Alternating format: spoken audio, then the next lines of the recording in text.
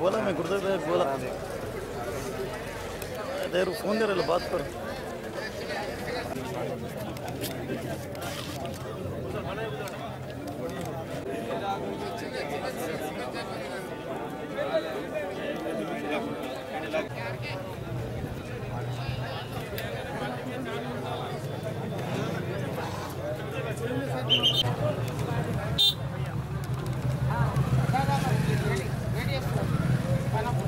DSP గారు 6 గంటలకు చేసినాడు ఫోన్.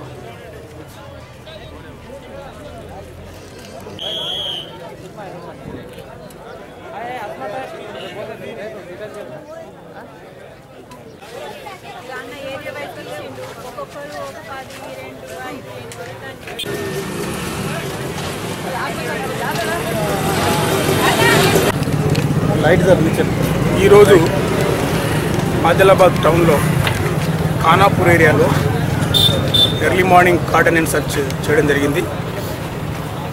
టౌన్ డిఎస్పీ గారు Narasimha Reddy, town CI Suresh, 2 town CI గారు స్వామి, తర్వాత శ్రీనివాస్, మిగతా సిఎస్ అండ్ ఎస్ఐస్ మొత్తం దాదాపు ఒక 250 పైన ఫోర్స్తో ఈ ఖానాపూర్ ఏరియాలో early morning 4 o'clock cordon and search చేయడం జరిగింది.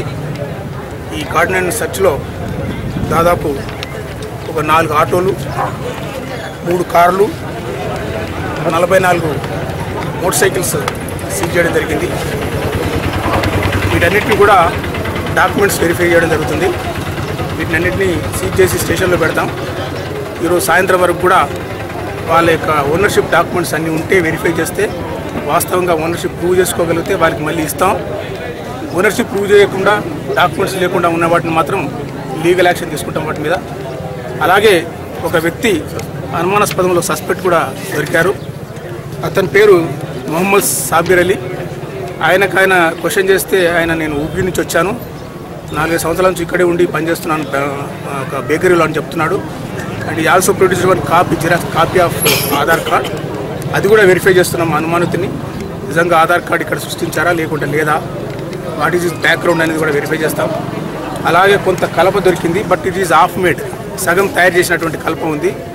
అది మ్యారేజ్ గురించి తీసుకొచ్చినామని వాళ్ళు చెప్తున్నారు. అది వెరిఫై చేస్తాం. నిజంగా వాస్తవంగా అయితే we can return them, otherwise అది కూడా లీగల్ యాక్షన్ తీసుకుంటాం. ఈ కార్డన్ అండ్ సర్చ్ కూడా ఇక్కడి నుంచి కంటిన్యూగా జరుగుతుంది. ప్రతి ప్లేస్లో అనుమానాస్పదంలో అకస్మాత్తుగా ఈ కార్డన్ అండ్ సర్చ్ జిల్లాలో అన్ని వ్యాప్తంగా కూడా చేయడం జరుగుతుంది.